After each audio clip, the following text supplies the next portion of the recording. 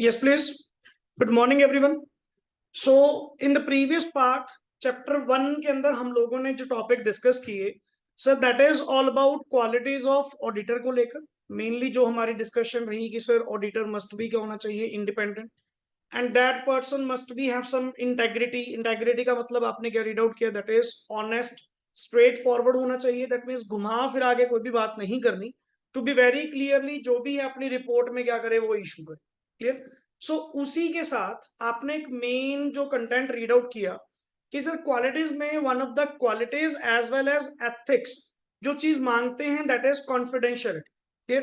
कि so that कि आपके ऑडिटर को जो भी कंटेंट प्रोवाइड किया गया, आपके क्लाइंट ने, मैनेजमेंट ने जो भी थिंग्स आपको क्या करी हैं, प्रोवाइड करी हैं, उनके बारे में नेक्स्ट आगे आप बाहर किसी को डिस्क्लोज नहीं करेंगे अनलेस परमिटेड बाय या तो क्लाइंट हो या रिक्वायर्ड बाय क्या हो।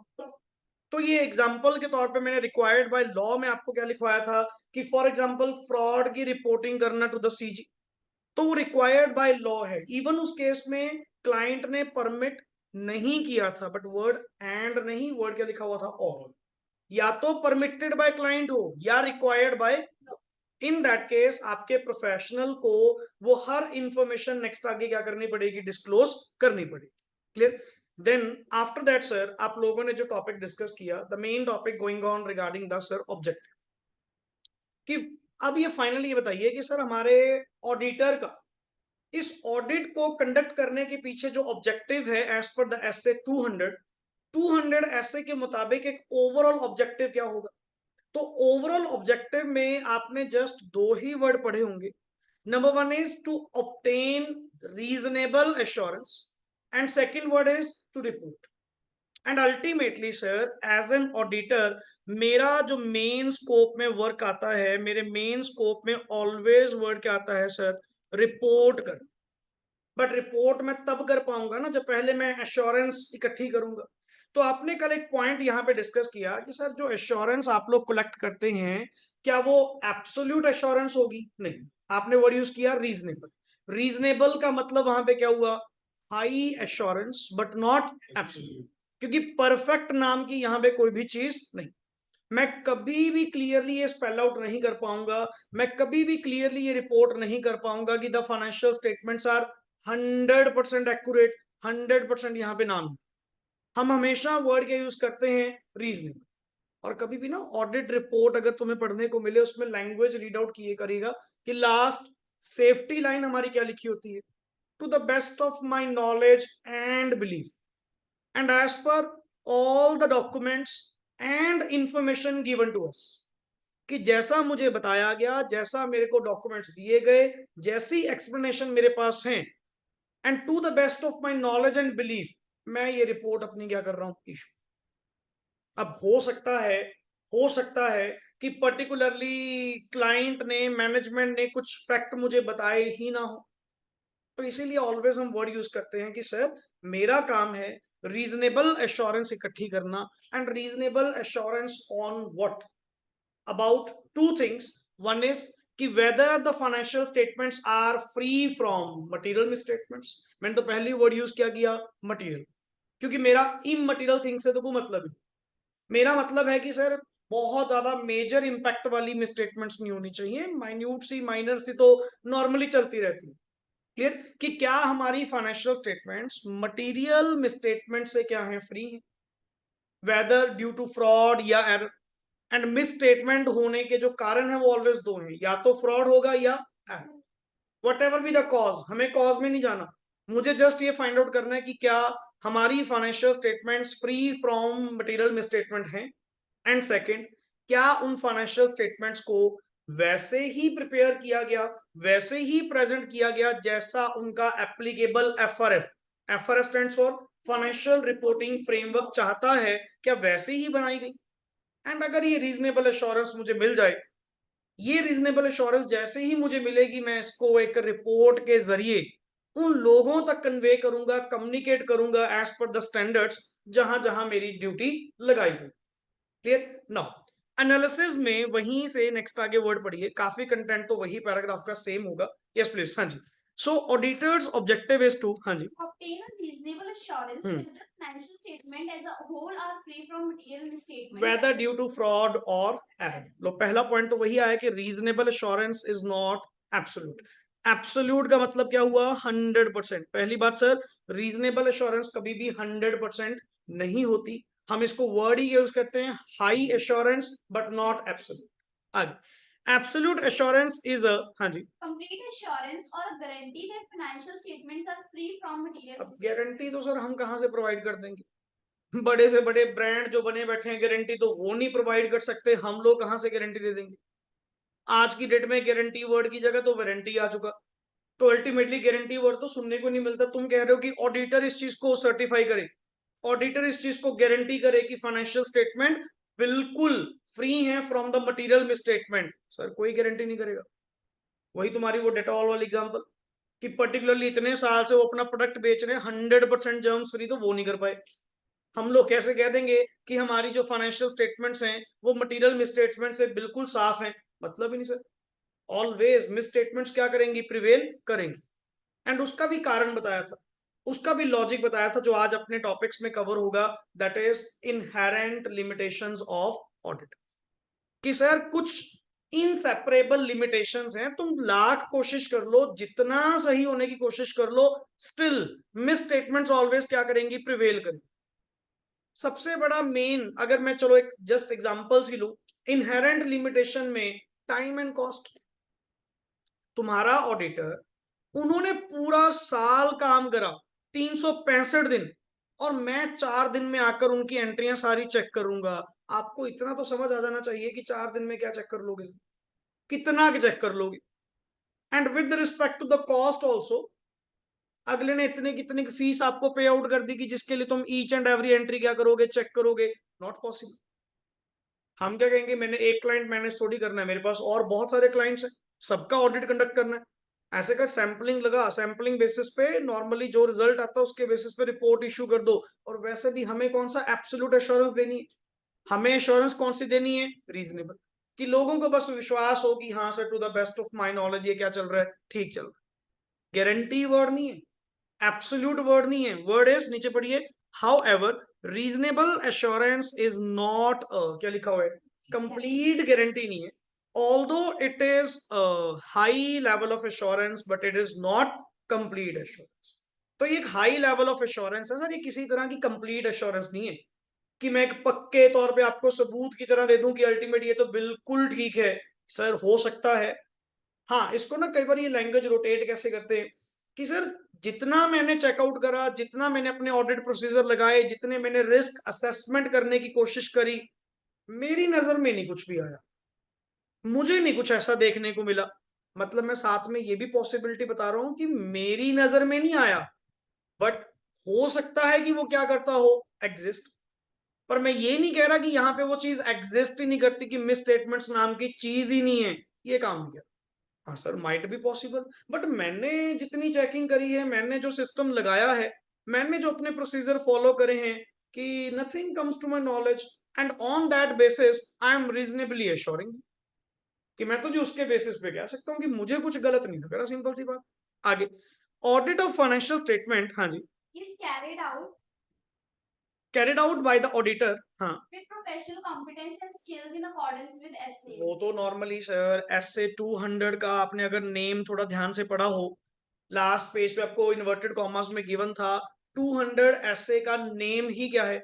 Overall objective of an audit, and main word is conduct of an audit in accordance with the SA. मतलब इस पहले स्टैंडर्ड, इसको पहला स्टैंडर्ड ही कहते हैं, हमारा बेसिक स्टैंडर्ड.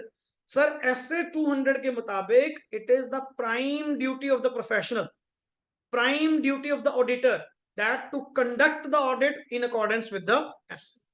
अगर आपने सर ऑडिट करते टाइम स्टैंडर्ड्स को फॉलो नहीं करा तो पहला ब्रीच तो आपने बेसिक स्टैंडर्ड का ही कर दिया, दैट इज एसए 200 को ही आपने फॉलो नहीं करा. आगे, and audit procedures are applied in accordance with the, क्या लिखा हुआ है? SAs audit evidence is obtained and word, क्या लिखा हुआ है? अगर मैं तुम्हें एक लॉजिक सा प्रोवाइड करूं कि अल्टीमेट हमारा प्रोसेस क्या है, क्योंकि वो वर्ड्स धीरे धीरे बीच में आ रहे हैं.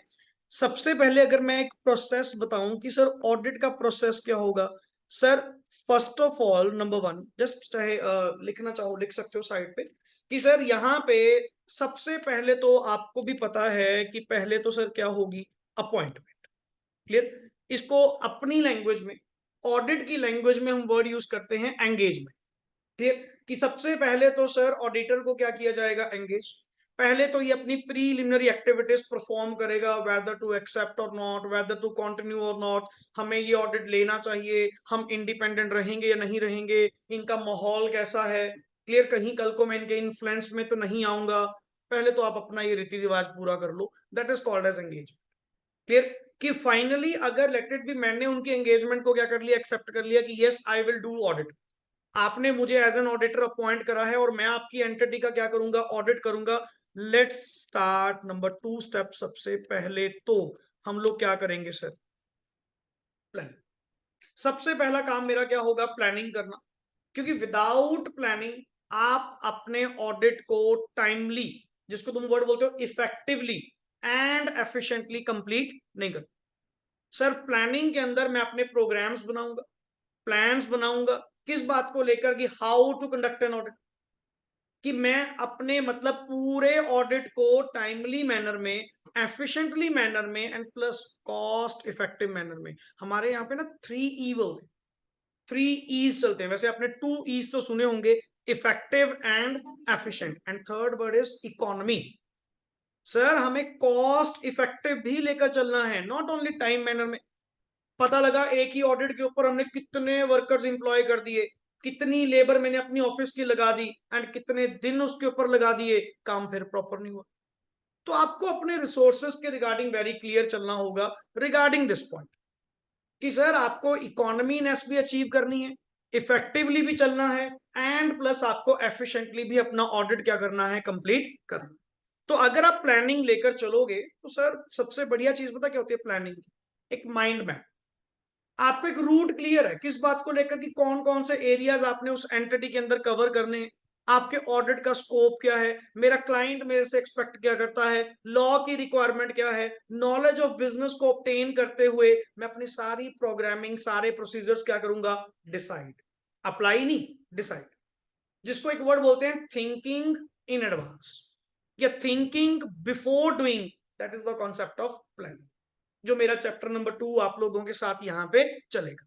देन सर प्लानिंग के बाद एक्चुअली कॉन्सेप्ट होता है कि देन आप अपने ऑडिट प्रोसीजर्स, क्या वर्ड बोलते हैं, ऑडिट प्रोसीजर्स आप अपने अप्लाई करने क्या करते हैं, शुरू करते हैं। एंड सर ऑडिट प्रोसीजर को अप्लाई करने से आपके पास जो कलेक्ट होते हैं that are called as audit evidences. Clear? That is the prime thing, ये सबसे जरूरी है, बिकॉज बिकॉज इन्हीं एविडेंसेस के बेसिस पे, इन्हीं एविडेंसेस के क्रक्स बेसिस पे आप लोग क्या ड्रॉ करते हैं, कंक्लूजन ड्रॉ करते हैं, एंड उस कंक्लूजन को द लास्ट स्टेप किसके जरिए, रिपोर्टिंग के जरिए, जिन जिन लोगों तक आपने उसको पहुंचाना है आप वहां तक पहुंचा देते हैं। Actually this is the concept of, this is the concept of आपका ऑडिट का process. And in the mean while आप इसको साथ में कह सकते हो या लास्ट में कह सकते हो हर पॉइंट के, that is called as documentation. What do you mean by documentation? Documentation means each and every paper on record क्या करना, मेंटेन करना, जिसको तुम कहते हो फाइलिंग करना, जिसको तुम कहते हो वर्किंग पेपर्स मेंटेन करना। क्योंकि सर इस हर बात का सबूत कल को कौन बनेंगे, ये तुम्हारे वर्किंग पेपर्स बनेंगे, कि क्या ऑडिटर ने जो भी काम करा, क्या वो इन accordance with the basic principles करा, क्या वो इन अकॉर्डेंस विद द स्टैंडर्ड्स करा, आपने प्रोसीजर सही लगाए या नहीं लगाए, आपने एविडेंसेस सही तरीके से कलेक्ट करे या नहीं करे। हर चीज का सबूत, हर चीज का वो एविडेंस, मेरी वर्किंग का, मेरे काम करने ढंग का, वो कौन होगा, मेरी फाइलिंग, मेरी डॉक्यूमेंटेशन। तभी आप देखें ना, कभी भी सीए ऑफिस में अगर आप विजिट करते हो तो आपको number of files and all देखने को मिलती हैं। उनकी कोशिश क्या होती है, जबकि आजकल तो नॉर्मली सॉफ्ट कॉपी चलने लग गई, हर चीज कहां पड़ी है, अपने व्हाट्सएप पे पड़ी है या अपने लैपटॉप्स में पड़ी है, बट स्टिल द नॉर्मल जो सीएस की वर्किंग है वो ऑलवेज क्या कहेंगे, फाइल आ गई, उसका प्रिंट आउट निकाल फाइल में लगा। मैं कैसे सॉफ्ट कॉपी पढ़ी तो ना, फाइल में लगा।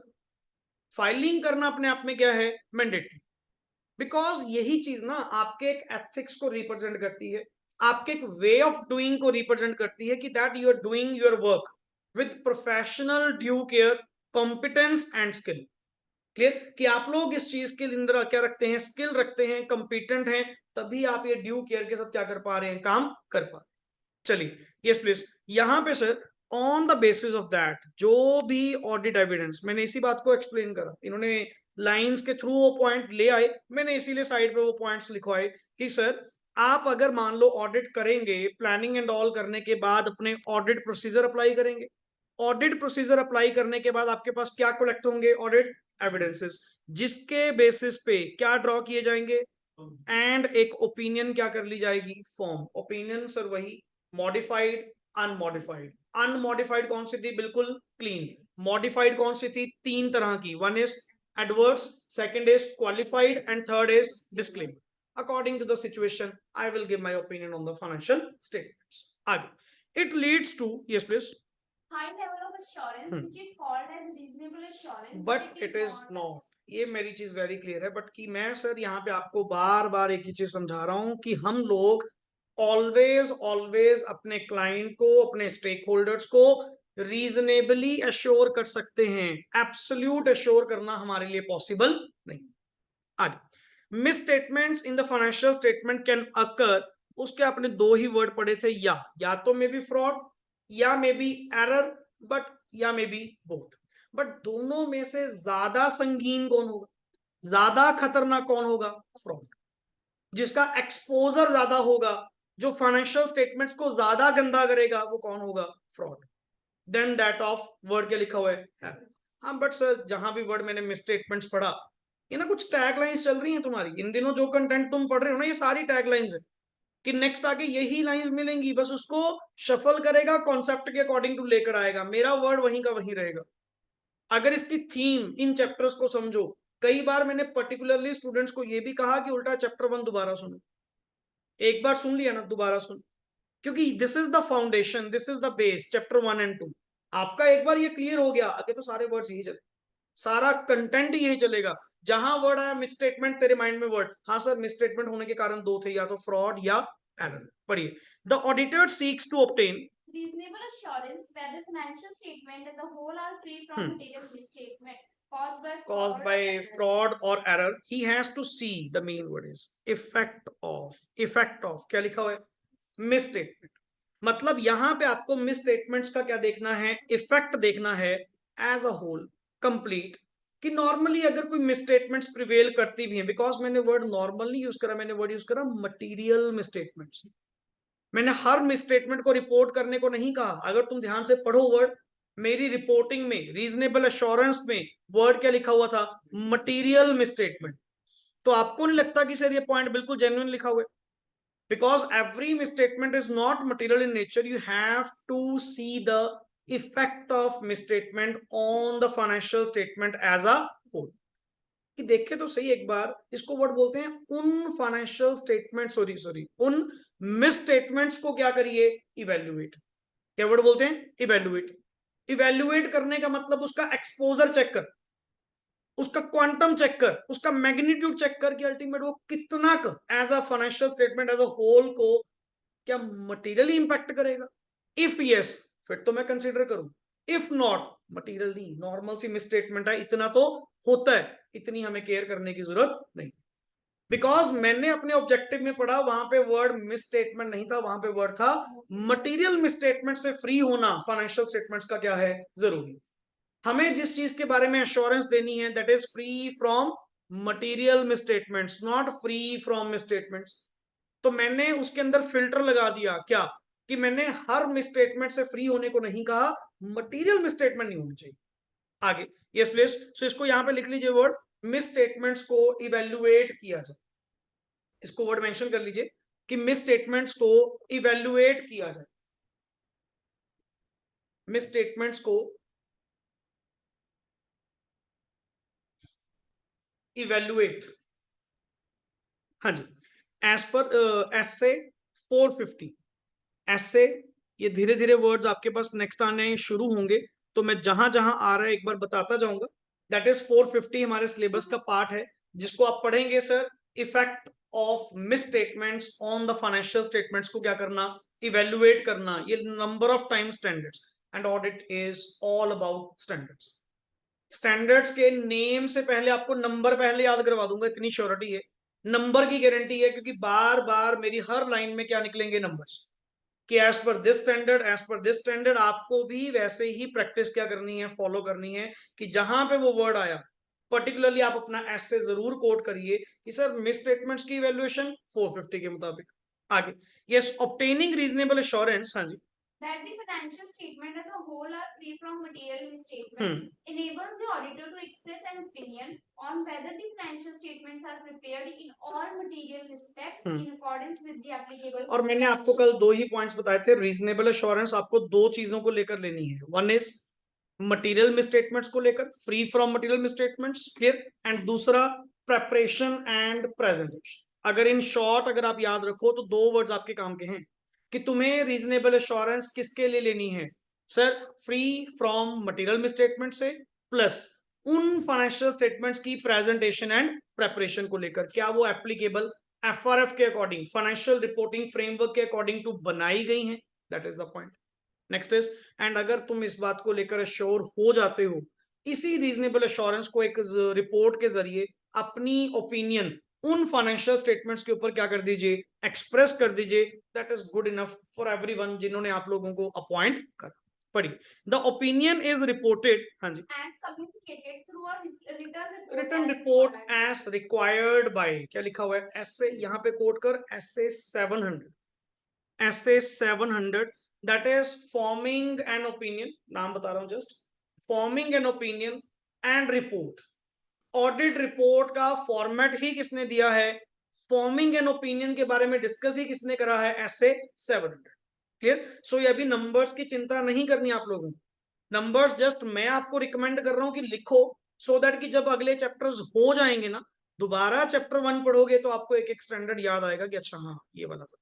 तब लिंकिंग के लिए आप दोबारा वापस नहीं आ पाएंगे, तो आपको इसीलिए अभी से कोट करवा रहा हूं कि नंबर थोड़े थोड़े लिखा करो। आगे चलिए, स्कोप ऑफ ऑडिट। अब इस बुक ने कंटेंट ना बहुत चेंज कर दिया चैप्टर 1 का, पर्टिकुलरली 1 क्या, अंदर से भी और चैप्टर्स काफी रिफाइन कर दिया as per the new scheme, जो ऑडिट का सिलेबस चेंज हुआ, clear.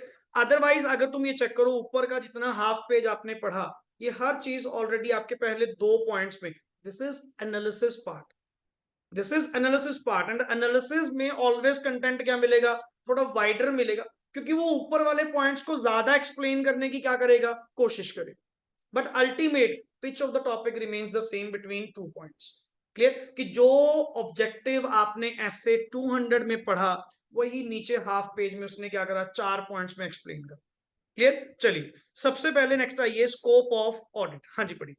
Scope refers to the range or reach of something. बिल्कुल sir, underline the word range, range.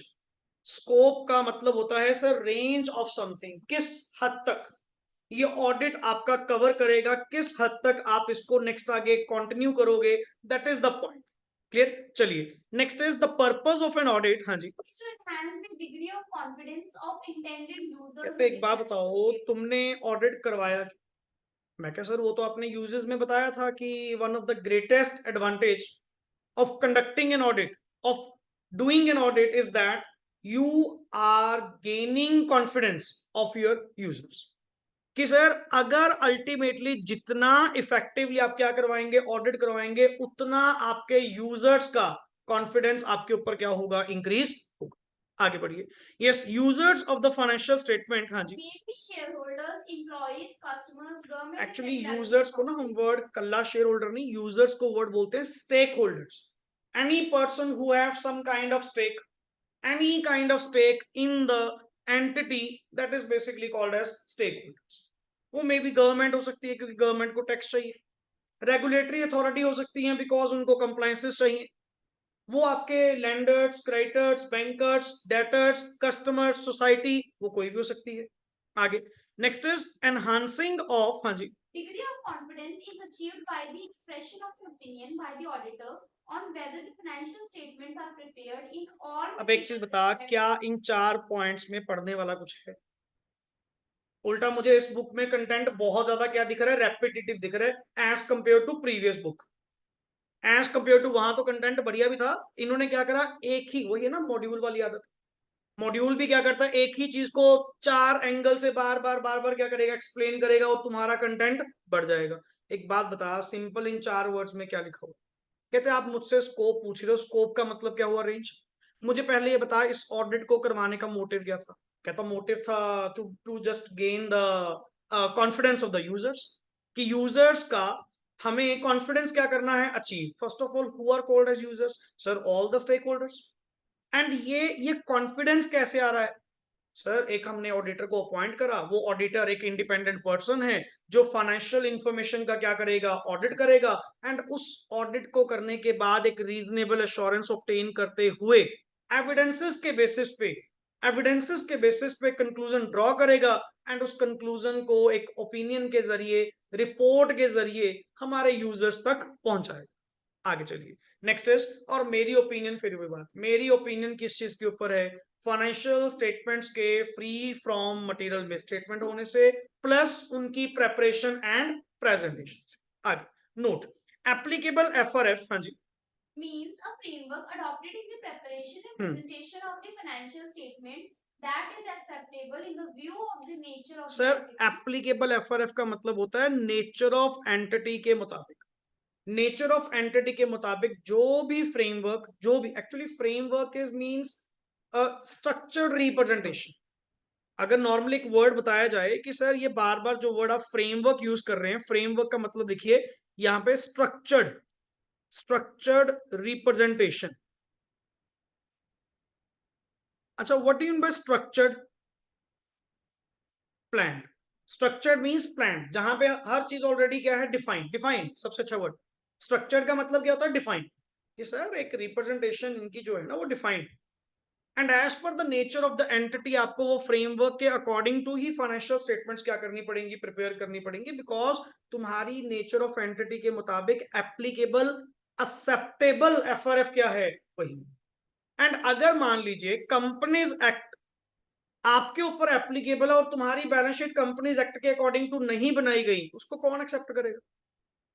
Banking companies में आपको अगर बैंकिंग रेगुलेशन एक्ट आपने फॉलो नहीं करा तो आपकी बैलेंस शीट्स को कौन एक्सेप्ट करेगा? कोई भी नहीं करेगा। तो नेचर ऑफ एंटिटी के मुताबिक जो जो फ्रेमवर्क आपकी एंटिटी के ऊपर एप्लीकेबल है, आपको उन्हीं के अकॉर्डिंग टू अपनी फाइनेंशियल स्टेटमेंट्स क्या करनी पड़ेंगी, प्रिपेयर करनी पड़ेंगी एंड प्रेजेंट करनी पड़ेंगी as guided by the framework. And अगर नहीं फॉलो करोगे तो नेचुरली पहला नॉन कंप्लायंस तो आपने कर दिया।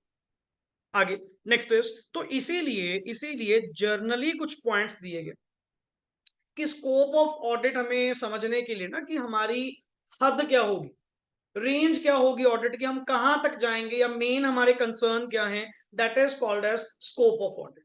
क्लियर? एक इसके बाद मैं एडिशनल पॉइंट भी बताऊंगा अगर इसमें बीच में कवर नहीं हुआ तो। पढ़िए, सबसे पहले कवरेज ऑफ, क्या लिखा हुआ है, all aspects of the entity. जैसे तुम अकाउंटिंग स्टैंडर्ड्स नहीं पढ़ते, अकाउंटिंग स्टैंडर्ड्स में भी स्टार्टिंग में ही सबसे पहले वो क्या बताता है, स्कोप, कि ये अकाउंटिंग स्टैंडर्ड किस किस को कवर करेगा, किसको नहीं। सेम मैं ऑडिट का भी स्कोप देख रहा हूं, कि हमने एक इंडिपेंडेंट पर्सन को बुला तो लिया, वो हमारी फाइनेंशियल इंफॉर्मेशन का क्या करेगा, ऑडिट करेगा, बट कितना, कैसे, कब, किस हद तक, वही चीज हम जानने की कोशिश कर रहे हैं कि what is the scope of audit. पहला, ऑडिट ऑफ एफएस, हाँ जी, should be Organized. organized adequately to cover all the aspects of the entity बिल्कुल, relevant to the financial सबसे statements important, being audited. Relevant to the, ये सबसे बड़ा अच्छा word है। जिसने ये मेंशन नहीं करा वो अल्टीमेटली अपने स्कोप में ही क्या हो जाएगा, खो जाएगा। सबसे पहले मेरी डेफिनेशन में वापस आइए, ऑडिट की डेफिनेशन में तुमने क्या कहा था?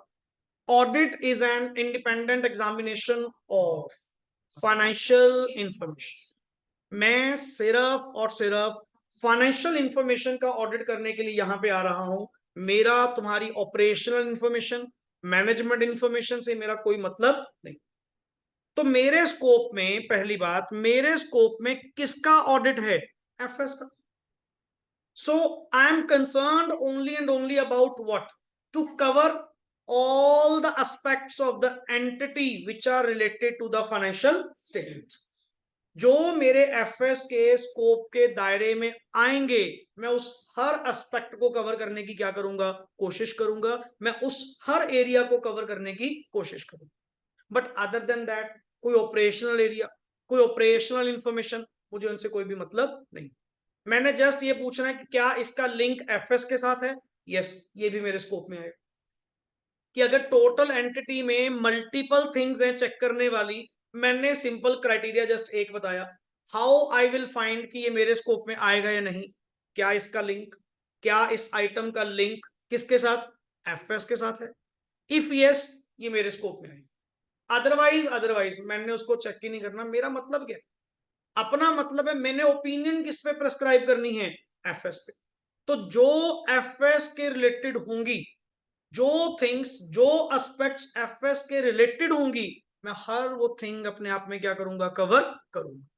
क्लियर। तो एक सिंपल लाइन में इसको मेंशन कर लीजिएगा साइड पे, every item which relates to, every item which relates to FS, which relates to FS, every item which relates to FS. आगे चलिए, सेकेंड इज रिलायबिलिटी एंड, हाँ जी, sufficiency of financial information. The auditor should be reasonably satisfied that the information contained in underlying accounting records and other source data like bills, voucher, documents, etc. is, word क्या लिखा हुआ है, reliable and main is sufficient basis हैं for the preparation of the financial statements, जिसको आप कहते हैं नहीं सर एक सपोर्टिंग डॉक्यूमेंट्स।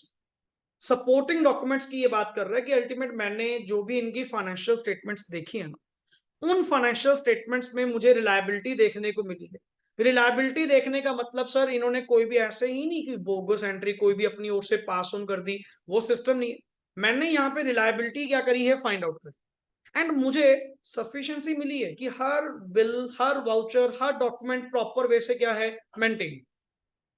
क्योंकि यही थिंग्स आपके स्कोप में क्या होती हैं, कवर होती हैं, that every transaction must have some adequate document behind it. ये तो नहीं कि जस्ट एंट्री, बुक एंट्रीज चल रही हैं, एंट्रीज पे एंट्रीज डाली जा रहे हैं, एफएस बना के दे जा रहे हैं, उनके सपोर्टिंग डॉक्यूमेंट्स कहाँ हैं। अब पर्टिकुलरली जिन कंपनीज का ऑडिट हम भी करते हैं, फाइलिंग उनकी भी मेंटेन करवाते हैं कि जितने एक्सपेंडिचर आपके वहां पे हुए, वो सारे एक्सपेंडिचर्स की फाइल आपके पास, वो सारे बिल्स आपके पास क्या होने चाहिए, अवेलेबल होने चाहिए। एंड मैं जब भी मान लो मंथली या क्वार्टरली वहां पे व्यू करता हूं, तो वहां पे उसकी ऑडिट करके आता हूँ, चेक, हाँ सर विद द एक्सपेंडिचर बिल्कुल मैच कर रहा है जो बुक्स में डाला हुआ है, एंड वही बिल मेरे पास यहाँ पे पड़ा है कि वाकई में एंटिटी ने ये एक्सपेंडिचर करा। आगे next is the auditor makes a judgement of reliability and sufficiency of financial information by making a study and assessment of accounting low systems sir, आपके लिए नया वर्ड आया, आपके लिए नया वर्ड आया सर, किसी भी एंटिटी में, किसी भी एंटिटी, ये कॉमन वर्ड है पूरी बुक के लिए। किसी भी एंटिटी में जब आप जाते हैं तो वहां पे आपको दो सिस्टम देखने को मिलते हैं जिसकी वजह से वो एंटिटी ऑपरेट कर रही, जिसकी वजह से वो चल रही। बट फिर वही बात आती है कि सर मैं तो कौन हूं अपने आप में, ऑडिटर, एंड मेरा मतलब तो किससे है, एफएस। एंड एफएस में तो नॉर्मली क्या जाती है, financial information, and financial information prepare किससे होती है, अकाउंटिंग सिस्टम। सबसे पहला that is accounting system. But sir accounting system तो क्या हुआ, एक अकाउंटिंग करने का मैनर, कि एक फाइनेंशियल इंफॉर्मेशन कंटेन करने का, रिकॉर्ड करने का, नेक्स्ट आगे उसके बेसिस पे फाइनेंशियल स्टेटमेंट्स बनाने का जो मैनर होगा, वो तो कौन बताएगा, accounting system. But sir overall entity जिसके सहारे चलती है, that are called as internal controls, that are called as internal control system. किसी भी एंटिटी में अगर आप जाएंगे, आई थिंक सो, वो जो तुमने प्लानिंग वर्ड यूज किया था, प्रोसेस में चेक कर, सबसे पहला वर्ड क्या था, प्लान। प्लानिंग में जो तुम कहते हो ना कि firstly you have to obtain the knowledge of clients business, हमारे एक बीच में वर्ड आया था कि without client business, without knowledge of client business you do nothing. आप कुछ नहीं कर पाओगे, तुम्हें पता ही नहीं उसके क्लाइंट के बिजनेस का हाल चाल क्या है, वो काम कैसे करते हैं, उनका मोड ऑफ डूइंग वर्क क्या है। तो पहले जाके उस चीज को समझो। एंड वहां पे वो समझने का मतलब क्या होता है कि एंटिटी में विजिट करो एंड एंटिटी में ये दो सिस्टम जाकर क्या करिए, चेक करिए कि इनके लगाए हुए इंटरनल कंट्रोल्स क्या है, मतलब इनका वे आउट क्या है वर्किंग का, डे टू डे रूटीन, ये कैसे मैनेज करते हैं।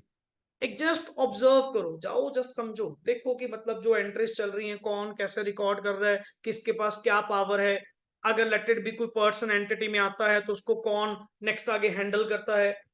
तो ये सारी थिंग्स, मान लो कोई ऑर्डर प्लेस हुआ तो ऑर्डर प्लेस होने से नेक्स्ट आगे वो कैसे उसको प्रोसेस में लाते हैं, that all consist of one word that is called as internal. Clear? बहुत बहुत वाइडर वर्ड है अपने आप में internal controls. And without internal controls कोई एंटिटी कोई ऑर्गेनाइजेशन वर्क नहीं कर सकती जब तक आप उसके ऊपर क्या नहीं लगाते, कंट्रोल्स नहीं लगाते। अब लाइक नॉर्मली अगर मैं कह दूं कि इस ऑर्गेनाइजेशन को भी रन करने के लिए, हमारे इस इंस्टीट्यूट को भी रन करने के लिए क्या लगाए गए हैं, internal controls. Without internal controls आपकी एंटिटी प्रॉपर वर्कआउट कर ही नहीं पाएगी, to be very clear. And next on, क्या मुझे सारे इंटरनल कंट्रोल्स को स्टडी करना है? no. मैं यहां पे किस चीज का ऑडिट करने आया हूं, एफएस का, फाइनेंशियल इंफॉर्मेशन का। तो फाइनेंशियल इंफॉर्मेशन के स्कोप में ये सिस्टम तो आएगा ही आएगा, क्योंकि इसकी इसकी मदद से ही तो फाइनेंशियल इंफॉर्मेशन मेंटेन हो रही है और फाइनेंशियल स्टेटमेंट्स बनाई जा रही। तो सर क्या इंटरनल कंट्रोल्स भी मुझे सारे देखने होंगे? सारे नहीं, only those which relates to financial statements, financial information. आपके स्कोप में सिर्फ उतने इंटरनल कंट्रोल्स आते। अब like mode of doing the work इनका क्या है, एचआर नेक्स्ट आगे कैसे लोगों को अपॉइंट करता है, मेरा उससे बैलेंस शीट का कोई ताल्लुक ही नहीं, बट है तो इंटरनल कंट्रोल्स। लाइक इनके अटेंडेंस का सिस्टम क्या है, अब इसका मेरे फाइनेंशियल स्टेटमेंट से कोई लिंक नहीं है, बट है तो इंटरनल कंट्रोल्स। कैमराज अच्छे लगे हुए हैं नहीं लगे हुए हैं, सर मेरा अकाउंटिंग सिस्टम से कोई लिंक नहीं है, बट है तो इंटरनल कंट्रोल्स। तो अल्टीमेटली इसको वर्ड बोलते हैं कि sir not total internal controls, only those internal controls. मतलब तुम ये समझो ऑडिटर का जो स्कोप है वो काफी restricted and restricted to one word, that is FS. मैं तो बार बार जस्ट आपसे पूछूंगा तुम्हें किस पर्पस के लिए बुलाया गया, कहता जी ऑडिट करने के लिए। किसका ऑडिट करने के लिए? एफएस का। तो भाई एफएस का ऑडिट करना, ये बेफालतू की चीजें इतनी सारी जो पड़ी हैं, एंटिटी ने तो रखनी है, एंटिटी इंटरनल कंट्रोल्स अपने लगाएगी क्योंकि उनकी डेली वर्किंग है, उनकी तो डेली रूटीन है। बट मैंने तो नहीं सारा कुछ चेक करना। मैं जिस मुद्दे के लिए यहाँ पे आया हूं मैं तो सिर्फ उस पर ध्यान रखूं कि मेरे स्कोप में ये काम है। इसीलिए स्कोप क्लियर करना अपने आप में क्या है, जरूरी है। कहीं ऐसा ना हो कि ऑडिटर अपने एफर्ट्स वेस्टफुल एक्टिविटीज में लगाता रहे जो चीज मेरे काम ही आएगी। तभी उसको क्या कहा था कि डे वन स्कोप क्लियर कर, स्कोप के अकॉर्डिंग टू नेक्स्ट आगे अपनी स्ट्रेटेजी बना, प्लानिंग कर, सो दैट कि आप टाइमली इस ऑडिट को क्या कर पाए, कंप्लीट कर। आते सारी 3-4 दिन बेफालतू में तो वैसे ही खर्च कर दी, वो चीजें चेक करने लग गए जो हमारे स्कोप में आती ही नहीं, तो उसका फायदा क्या? मैं तो अपनी टाइम एंड कॉस्ट लगा चुका ना, बट अल्टीमेट पैसे उस चीज के थोड़ी मिलने, वो तो किस चीज के मिलेंगे, एफएस के ऑडिट के। आगे बढ़िए, यस प्लीज। सो कहीं भी अगर तुम रिलायबिलिटी ढूंढने की कोशिश करते हो, sufficiency of the financial information ढूंढने की कोशिश करते हो, दैट इज ऑलवेज, आपको जस्ट वन वर्ड जाके चेक करिए उनका, अकाउंटिंग सिस्टम एंड इंटरनल। बहुत सफिशिएंट नॉलेज तो वहीं से मिल जाएगी कि ये एंटिटी का वे आउट क्या है। अब लाइक आप भी इस चीज को तो फील करते होंगे पर्टिकुलरली कि सर ऑर्गेनाइजेशन टू ऑर्गेनाइजेशन ये चीज कहने की जरूरत नहीं होती, इंटरनल कंट्रोल्स आपको दिखते हैं, महसूस होते हैं कि यहाँ पे जो एनवायरनमेंट है वो एक स्ट्रिक्ट एनवायरनमेंट है, एक डिसिप्लिन एनवायरनमेंट है। ये नहीं है कि जैसा मर्जी कोई मर्जी क्या करता जा रहा है, कोई मतलब ही नहीं है, कोई पूछ नहीं रहा, ये चीज नहीं। हर ऑर्गेनाइजेशन में आपको एंटर करते ही पता लग जाता है कि इनके अकॉर्डिंग हमें चलना पड़ेगा या हमारी यहाँ पे चलेगी। ये दोनों चीजों में फर्क है, ये डिपेंड किस पे करेगा, वहां के एथिकल बिहेवियर पे, वहां के प्रिंसिपल्स पे, वहां के डिसिप्लिन सिस्टम से। अब नॉर्मली हम किसी ऑर्गेनाइजेशन में अगर जाते हैं, मान लो as a private job and all whatever, कहीं भी आप अगर होते हैं, आपको पहले 2 दिन में सब पता लगेगा। आप पहले 2 दिन काम कम थोड़ा सिनारियो थोड़ा ज्यादा ऑब्जर्व कर रहे होते हैं कि यहाँ पे एक बार ऑर्गेनाइजेशन का सिस्टम पहले देखें कि यहाँ पे चल क्या रहा है, कौन किसको रिपोर्ट कर रहा है, इनका इंटरनल फ्लो क्या है ये ट्रांजैक्शन करने का, एंड प्लस कौन स्ट्रिक्ट है कौन नॉर्मल है, आप उस चीज वो क्या चीज फाइंड आउट कर रहे हो वहां पे लगे हुए इंटरनल कंट्रोल्स। क्लियर, चलिए। एंड बाय कैरिंग आउट, हाँ जी appropriate tests, inquiries and procedures. बिल्कुल, नेक्स्ट इज आफ्टर दैट, हाँ जी, प्रॉपर डिस्क्लोजर ऑफ, क्या लिखा हुआ है, फाइनेंशियल इंफॉर्मेशन। हाँ जी, the auditor should also decide whether relevant information is properly disclosed in the financial statement. He should also keep in mind applicable statutory requirements in ये तो prime है sir, ये तो प्राइम है, इसके बिना तो वैसे ही मतलब नहीं है। आपने वैसे भी रिपोर्टिंग किस पे करनी थी, किस पे करनी थी, एफएस की प्रेपरेशन एंड प्रेजेंटेशन, और वो भी एप्लीकेबल एफआरएफ के मुताबिक। और आप कह रहे हो sir he should also keep in mind, also नहीं, मैं कह रहा हूं सबसे पहले माइंड में यही चीज रखे कि स्टैट्यूटरी रिक्वायरमेंट को क्या एंटिटी ने एफएस को बनाते टाइम क्या माइंड में रखा, क्या प्रॉपरली वो कंप्लायंसेस करे, क्योंकि अगर नहीं करे वो मेरे रिपोर्ट का पार्ट बनेगा, मेरे क्वालिफिकेशन का पार्ट बनेगा कि सर क्वेश्चन मार्क, ये चीज मुझे सही नहीं लग रही। आगे पढ़िए, यस प्लीज। हाँ जी, तो यहाँ पे फर्स्ट पॉइंट में वर्ड क्या लिखा हुआ है, डिस्क्लोजर प्लस स्टैट रिक्वायरमेंट को पूरा करना। Number 2, it is done by ensuring, हाँ जी, that financial statements properly summarize transactions and events recorded therein and by considering, हाँ, made by management in preparation of financial statements. And plus आप यहाँ पे अब जैसे आपने देखा कि सर एफएस को प्रिपेयर करने की रिस्पॉन्सिबिलिटी किसकी है, मैनेजमेंट, एंड मैनेजमेंट को अकाउंटिंग स्टैंडर्ड्स क्या करने हैं, फॉलो करने। अब पॉइंट ये है कि बहुत जगह अपनी नेचर ऑफ फाइनेंशियल रिपोर्टिंग भी ना एक one of the limitation, nature of financial reporting भी वन ऑफ द लिमिटेशन है, किस बात को लेकर कि मैं एब्सोल्यूट एश्योरेंस नहीं दे सकता, मैं सिर्फ कौन सी दे पाऊंगा, रीजनेबल। उसका कारण है बिकॉज काफी फ्रीडम अलग अलग जगह पे अकाउंटिंग स्टैंडर्ड्स ने किसको प्रोवाइड करी है, management. Like AS1 accounting standard 1 में लिखा हुआ है कि सूटेबल अकाउंटिंग पॉलिसी चूज करना ये किसकी ड्यूटी है, मैनेजमेंट। अब वहां पे अगर आप फिक्स कर देते कि यही पर्टिकुलर आपको अकाउंटिंग पॉलिसी लगानी पड़ेगी फिर तो अलग बात, आपने ओपन फ्रीडम किसको प्रोवाइड कर दी। अब लाइक प्रोविजनिंग करना वर्ड किसके ऊपर डिपेंड करता है, मैनेजमेंट। तुम्हें लगता है कि 10% बैड होंगे, 10% डाल लो, 5% बैड होंगे, 5% डाल लो। तो ये जो वर्ड जिसको कहते हैं ना तुम अकाउंटिंग एस्टिमेशन, अकाउंटिंग जजमेंट्स लेना, अब अल्टीमेट हमें भी पता है कि सर मैनेजमेंट ने एफएस को प्रिपेयर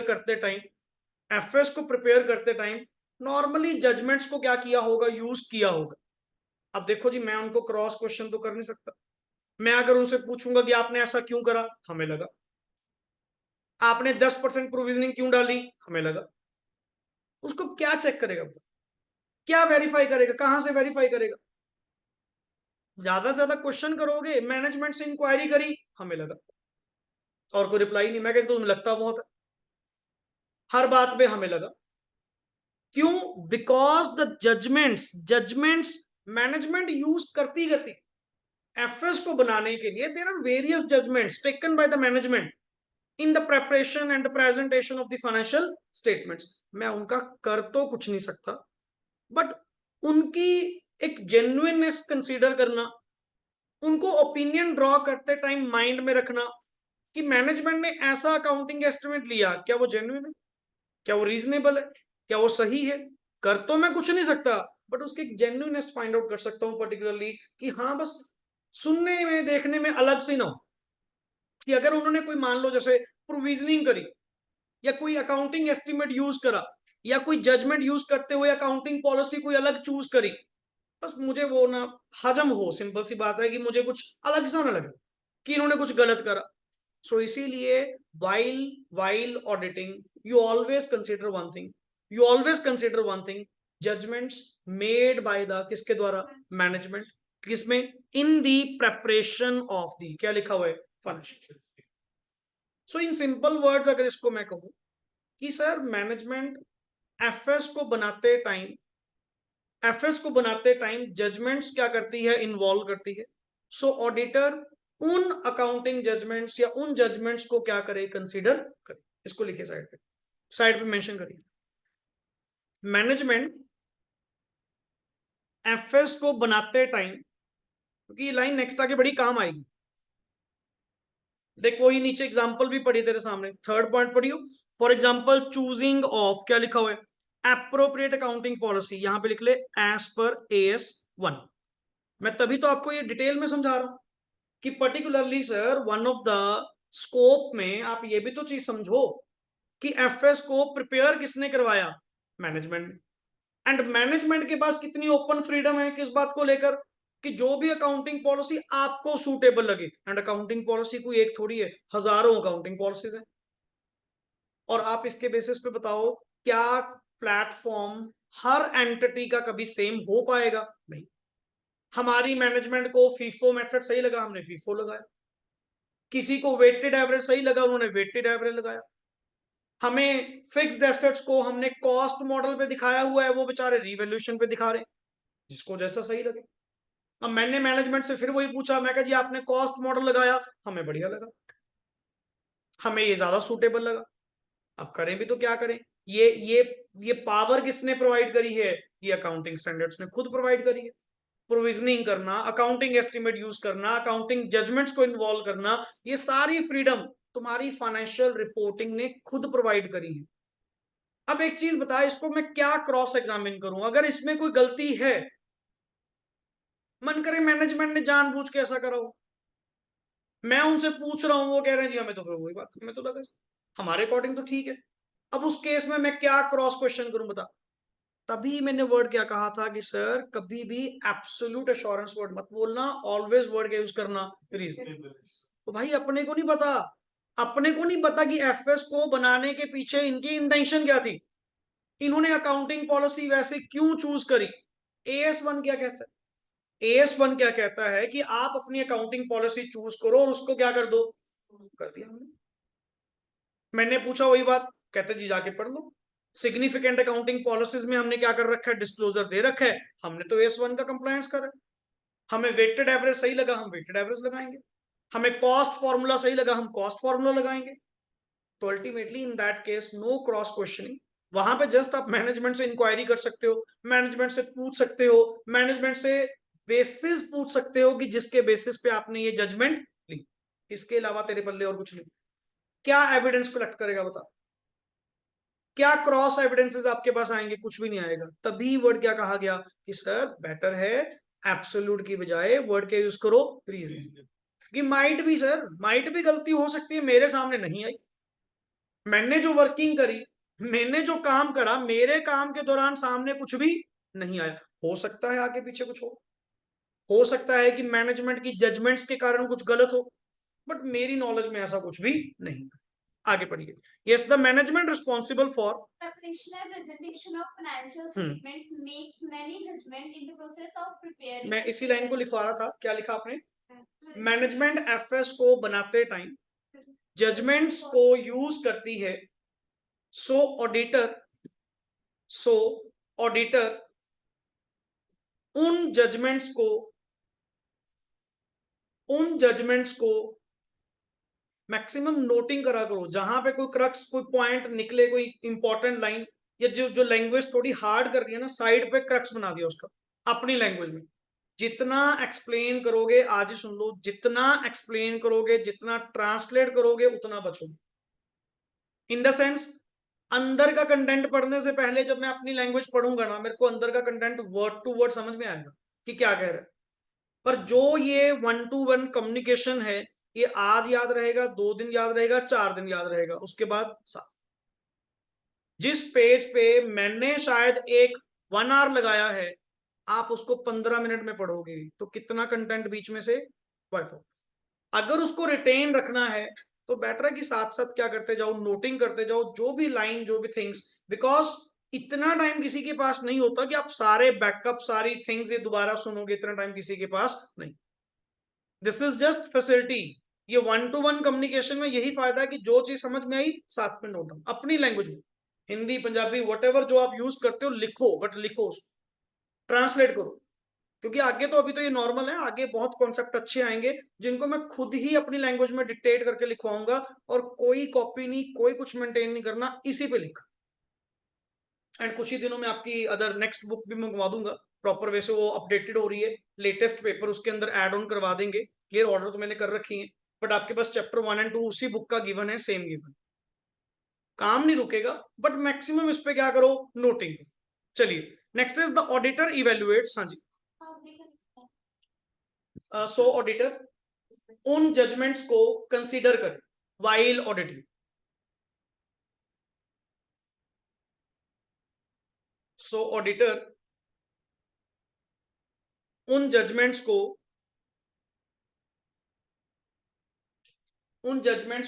क्या वर्ड बोल रहे हैं, कंसीडर करे while auditing. चलिए, the auditor evaluates selection and consistent application of accounting policies by management, whether such a selection is proper and whether chosen policy has been applied consistently. मतलब वही बात आ गई, कंसीडर करने का मतलब क्या हुआ, इवेल्युएट करना, और तुम इसके अलावा कुछ नहीं कर पाओगे जी, कि मैनेजमेंट ने जो जजमेंट यूज करी वो क्यों करी, कैसे करी, आप जस्ट उसको इवेल्युएट कर सकते हो, उसके बारे में जस्ट वेरीफाई कर सकते हो कि वो जेन्युइन है, क्या सूटेबल अकाउंटिंग पॉलिसी थी, कुछ और तो नहीं होना चाहिए था, कहीं मैनेजमेंट ने क्या करा हो, कोई मिस यूज ऑफ करा हो, मिस एप्लीकेशन करी हो। बस इसीलिए आपको कहा गया कि इतनी बात तो हमें वेरी क्लियर है, इतनी बात तो हमें वेरी क्लियर है कि जब रिस्पॉन्सिबिलिटी इनको बनाने की किसकी थी, मैनेजमेंट, तो मैनेजमेंट ने उसको बनाते टाइम अपनी मनमर्जी करी होगी, एंड वो मनमर्जी का मतलब क्या है, suitable policies, judgements, estimates, clear, इन्होंने यूज करे होंगे। तो मेरा काम है उन जजमेंट्स, उन एस्टिमेट्स, उन सूटेबल पॉलिसीज को क्या करना सर, फाइंड आउट करना, इवेल्युएट करना, कंसीडर करना, दैट्स इट। मैं इसके अलावा और कुछ नहीं करता। आगे पढ़िए। यस, सिंस, हाँ जी, financial statements are prepared on the basis of historical financial information. बिल्कुल, It is logical that the audit of financial statement is also based upon historical financial information. Therefore, audit of financial statement is based upon historical financial. तो कुछ नहीं sir, last point cut करो, इसको simply word आप लिखिए। जो आपने ऊपर डेफिनेशन में एक वर्ड लिखा था ना, वर्ड क्या कहा था आपने कि sir audit is an independent examination of कौन सी फाइनेंशियल इंफॉर्मेशन, हिस्टोरिकल। मैंने पहले भी बताया था, मैं प्रेजेंट का ऑडिट नहीं कर रहा, ना मैं फ्यूचर का ऑडिट कर रहा हूं, मैं किसका ऑडिट कर रहा हूं, पास्ट। तो वहां पे एक वर्ड, वहां पे का वर्ड ऐड ऑन कर सकते हैं क्या, हिस्टोरिकल, या वहां पे ना ऐड करें क्योंकि वो डेफिनेशन एज पर क्या थी, आईसीआई, वो डेफिनेशन थी। बट नॉर्मली लिखने के लिए जहां भी वर्ड आप फाइनेंशियल इंफॉर्मेशन यूज करेंगे वो तो डीम्ड वर्ड है ना। मैं कौन सा फ्यूचर की इंफॉर्मेशन की बात कर रहा हूं sir, audit is basically a postmortem. अगर ध्यान से समझो, ऑडिट अपने आप में क्या है, एक पोस्टमार्टम एक्टिविटी है। पोस्टमार्टम मींस पास्ट का पोस्टमार्टम करना, that is basically called as audit. मैंने जो हो रखा है उसको चेक करा है, उसके ऊपर ओपिनियन दे रहा हूं, ना मैं प्रेजेंट के बारे में बता रहा हूं, ना मैं फ्यूचर के बारे में। तो ये अपने आप में एक हिस्टोरिकल फाइनेंशियल इंफॉर्मेशन का ही क्या होता है, ऑडिट होता है, ना कि कोई प्रेजेंट या फ्यूचर के बारे में। आगे चलिए।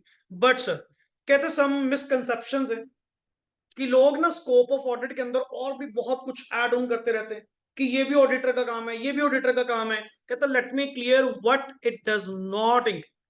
स्कोप के अंदर क्या क्या कवर नहीं होगा, क्योंकि बहुत मिसकंसेप्शन इस पॉइंट्स को लेकर आती हैं। सबसे पहला सर, ऑडिटर इज, हाँ जी, Not expected to perform duties which fall outside the domain of his, क्या लिखा हुआ है, competence। आई थिंक सो, आपने एक वर्ड यूज किया था, द ऑडिटर मस्ट भी क्या होना चाहिए, competent, with professional due care and skill के साथ क्या करे, काम करे। मतलब सर हम लोगों की एक कॉम्पिटेंसी है, competency given by my institute as per the decorum, जो हमें पढ़ाया गया, जो हमारे एग्जाम्स लिए गए, जो हमें ट्रेनिंग दी गई। मतलब हम कंपिटेंट हैं, बट कंपिटेंट है for some work, for some activities, not every kind of activity, कि जहां देखा सीए को ये भी करवा लो, सीए से ये भी करवा लो, नो, हर काम के लिए हम कंपिटेंट नहीं। हमें अपना स्कोप पता है, हमें अपना वर्कआउट पता है कि हमारा स्कोप कहां तक जाएगा। आगे बढ़िए। For example, it is not expected from an auditor to determine suitability and life of, क्या लिखा हुआ है यार, बिल्डिंग का सिविल स्ट्रक्चर कितना मजबूत है, ये सीए का काम है क्या? ये किसका काम होगा? आर्किटेक्ट का काम है। हर पर्सन अपने अपने फील्ड का एक्सपर्ट है। ये थोड़ी जी वही बात, आप तो पढ़े लिखे हो जी, आपको तो पता होगा। पढ़े लिखे में ये थोड़ी कि फिर सब कुछ पता मुझे। कल को साइंस की बातें करनी शुरू कर दो, हमें क्या पता सर? तो हम जिस चीज के लिए कंपिटेंट हैं, हमसे वही सवाल जवाब किए जाए, हमसे वही काम करवाया जाए। हर चीज में हमें भी घुसने की आदत नहीं कि पर्टिकुलरली अब जैसे मान लो बिल्डिंग्स की वैल्यूएशन करनी है, हमारे स्कोप में आता ही नहीं। कहते जी बिल्डिंग की वैल्यूएशन करवानी है, सीए से करवा लो, है मूर्ख। बिल्डिंग की वैल्यूएशन कौन करेगा? लैंड की वैल्यूएशन कौन करेगा? आर्किटेक्ट। मशीनरी की वैल्यूएशन करवानी है जी, जाके किससे करवा लो? सीए से। गलत। मशीनरी की वैल्यूएशन कौन करेगा? एक इंजीनियर। सर हर पर्सन अपने अपने स्कोप के अकॉर्डिंग, अपने अपनी कंपिटेंस के अकॉर्डिंग टू क्या करेगा? काम करेगा। ये थोड़ी कि हर एक्टिविटी किसके स्कोप में ले आओ? सीए के स्कोप में। पढ़िए, दिस दीज रिक्वायर, हाँ जी, different skill sets which may be performed by qualified engineers in their sir respective architect में है तो हैं जो सिविल इंजीनियर्स हैं, ये उनका काम है, वो ज्यादा बेहतर जानते हैं कि कितनी इस बिल्डिंग के अंदर स्ट्रेंथ है एंड इसकी लाइफ नेक्स्ट आगे कितनी होगी। ये उनका काम है, ये हमारा काम नहीं है। आगे, an auditor is not an expert in the, किसमें सर? authentication. ऑथेंटिकेशन का मतलब होता है जेन्युइननेस, कि वाकई में वो डॉक्यूमेंट जेन्युइन है या नहीं है। Sir how could I find out? मैं कोई फोरेंसिक लैब से थोड़ी आया हूं कि जो मैं उस डॉक्यूमेंट की ऑथेंटिकेशन को फाइंड आउट करके बताऊंगा कि वाकई में डॉक्यूमेंट जेन्युइन है या नहीं। मेरे सामने जैसे डॉक्यूमेंट पेश करोगे, मैं तो एट अ फर्स्ट इंस्टांस देखूंगा, मुझे कुछ भी गड़बड़ नहीं दिखी, आई विल एक्सेप्ट दैट। हम कोई यहाँ पे फोरेंसिक साइंस वाले थोड़ी हैं, फ्रॉड इन्वेस्टिगेशन वाले बंदे थोड़ी हैं। हमारा काम वो नहीं है, हमारा काम है जस्ट कल नॉर्मली जो मैनेजमेंट हमें प्रोवाइड करे, unless the doubtful situation arises. जब तक कोई डाउटफुल सिचुएशन नहीं आती, yes the management what ever giving that everything is correct. पढ़िए, yes, the genuineness of the document cannot be authenticated by him because he is not an expert in this field। क्योंकि इन चीजों में authentication को find out करने में कौन expert होते हैं? तुम्हारे फोरेंसिक साइंस वाले। वो वेरी पूरी एक एक चीज की उनकी अलग स्टडी। वो इवन ना जैसे कोर्ट में नहीं होते कोई डॉक्यूमेंट्स, मान लो एज एविडेंस प्रोवाइड किए गए, वो क्या कहते हैं जी, पहले इसको फोरेंसिक लैब में भेजा जाए, इसकी एविडेंशियल, इसकी कॉन्फिडेंशियलिटी प्लस इसकी main thing is authenticity find out करके लेके आओ कि वेदर ये डॉक्यूमेंट ओरिजिनल है या नहीं। ये भी पता लग जाता है साइंस के अकॉर्डिंग टू पर्टिकुलरली कि ये डॉक्यूमेंट कितना पुराना है, इसके ऊपर जो इंक यूज की गई है वो कितनी पुरानी है। क्यों? फिर उनकी स्टडी अलग है, आप अपने स्कोप में थोड़ी ऐसा कुछ आता है। आगे, yes, an audit is not an official investigation into alleged wrongdoing. एक बात बताओ, क्या ऑडिट करवाने का मतलब इन्वेस्टिगेशन करवाना है? इन्वेस्टिगेशन वर्ड आप कहां यूज करते हो? इन्वेस्टिगेशन का मतलब क्या होता है? क्यों? इन्वेस्टिगेशन होती ही कब है ये? जब डाउट हो या जब कुछ गलत हुआ है। दैट मीन्स आपकी इंटेंशन वेरी क्लियर, आपकी इंटेंशन वेरी क्लियर है कि कुछ ना कुछ रॉन्ग डूइंग हुई है, इसकी इन्वेस्टिगेशन करो। And reasonable cause to believe होता है, ऐसे भी कभी इन्वेस्टिगेशन का ऑर्डर पास नहीं करते कोर्ट एंड ऑल, कभी भी इन्वेस्टिगेशन के ऑर्डर ऐसे नहीं देते, उसको विश्वास होता है कि कुछ ना कुछ क्या है गलत। क्या ऑडिट का भी सेम सिनारियो? क्या ऑडिट में भी होता है कि बैलेंस शीट गलत है, इसको चेक करो? सही भी हो सकती है। तो दोनों के स्कोप में बहुत फर्क है सर। इन्वेस्टिगेशन तो वाइडर वर्ड, इन्वेस्टिगेशन शुरू ही कहां से होती है? जहां पे कुछ गलत हुआ हो। और यहां पे ऑडिट करवाने का मतलब ये थोड़ी कि यहां पे कुछ गलत हुआ है। हमने तो जस्ट एक इंडिपेंडेंट एग्जामिनेशन करवाई है कि गलत है तो गलत बताओ, सही है तो सही बताओ, हमें क्या मतलब। पढ़िए, yes, he does not have, हाँ जी, any specific legal powers to of search or recording और हमारे statements of पास कौन सी कोई लीगल पावर्स हैं? एक इन्वेस्टिगेटर के पास तो लीगल पावर्स भी होती हैं, डिटेक्टिव के पास क्या होती है? लीगल पावर भी होती है कि वो क्या कर सकता है? सर्च ऑपरेशन कर सकता है, रिकॉर्डिंग स्टेटमेंट्स, लोगों की गवाहियां ले सकता है। अपने पास तो ऐसा कुछ है ही नहीं। हमें तो नहीं बाय लॉ हमें किसी ने स्टैट्यूटरी पावर किसी ने प्रोवाइड नहीं करी। आगे, yes, witness and auth which may be necessary for carrying out and, क्या लिखा हुआ है? इन्वेस्टिगेशन। बिकॉज एक इन्वेस्टिगेटर के पास ये सारी थिंग्स होती हैं, बट नॉर्मली सर अपने ऑडिटर्स के पास ऐसी लीगल पावर्स नहीं। तो इतना भी मतलब ज्यादा सीरियस नहीं लेना पर्टिकुलरली कि ऑडिट का स्कोप क्या है, तो इसीलिए उन्होंने क्लियर कर दिया कि sir it does not include these matters. आगे ऑडिट इज, हाँ जी, distinct from investigation. Hmm Investigation is a critical examination. पहली बात, of the वर्ड accounts. खुद ही क्या लिखा हुआ है, critical means deep, deep analysis करना। उल्टा ऑडिट में इतना सीरियसली नहीं कहा गया। ऑडिट में जस्ट क्या कहा गया कि आप अपनी इंडिपेंडेंट एग्जामिनेशन करो, कि कोई किसी पे बंदिश नहीं है, कोई किसी पे नहीं, आप अपना स्कोप ऑफ वर्क के अकॉर्डिंग काम करिए। बट यहाँ पे ईच एंड एवरी चीज आपको क्रिटिकली क्या करनी पड़ेगी, एग्जामिन, एंड वो भी विद क्या लिखा हुआ है। अब नॉर्मली एक चीज बता, जो तुम्हारा सिंपल ऑडिट है, ऑडिट का पर्पस क्या था, रिपोर्ट करना, ना कि मिसस्टेटमेंट्स को फाइंड करना। एंड इधर इन्वेस्टिगेशन का मेन पर्पस क्या होगा, उस फैक्ट को फाइंड आउट करना कि वो चीज हैपन हुई है, किसने करी है, क्या हुआ क्या सही। मतलब यहां पे एक स्पेशल पर्पस है जिसके लिए वो इन्वेस्टिगेशन करवाई जा रही है। बट ऑडिटिंग करवाना तो एक जर्नल पर्पस है, वो तो नॉर्मली एज पर लॉ फिर भी तो आपको ऑडिट करवाना पड़ेगा, बट इन्वेस्टिगेशन हर मामले में नहीं। आगे बढ़िए। For example if fraud is, हाँ जी, suspected and it is specifically called upon to check the accounts whether fraud really exists, it takes character of, यहां पे आप उसको वर्ड ऑडिट नहीं कहेंगे, यहां पे वर्ड उसको क्या यूज करेंगे, इन्वेस्टिगेशन। तो sir investigation word and audit word ये दोनों अपने आप में क्या हैं, अलग। आगे sir the objective of an audit, हाँ जी, on the other hand is to obtain reasonable assurance about whether the financial और statement कहते as हैं a whole दूसरी is तरफ, free एक from चीज material बताओ, mistakes. दूसरी तरफ आप अपना स्कोप तो देखो। इन्वेस्टिगेशन का स्कोप तो आपने पढ़ लिया कि वो तो एक क्रिटिकल एग्जामिनेशन है किसी स्पेशल पर्पस के लिए, कि फैक्ट को एस्टैब्लिश करना आपका मेन मोटिव है, कि मुझे वो चीज ढूंढ के दे वट एवर।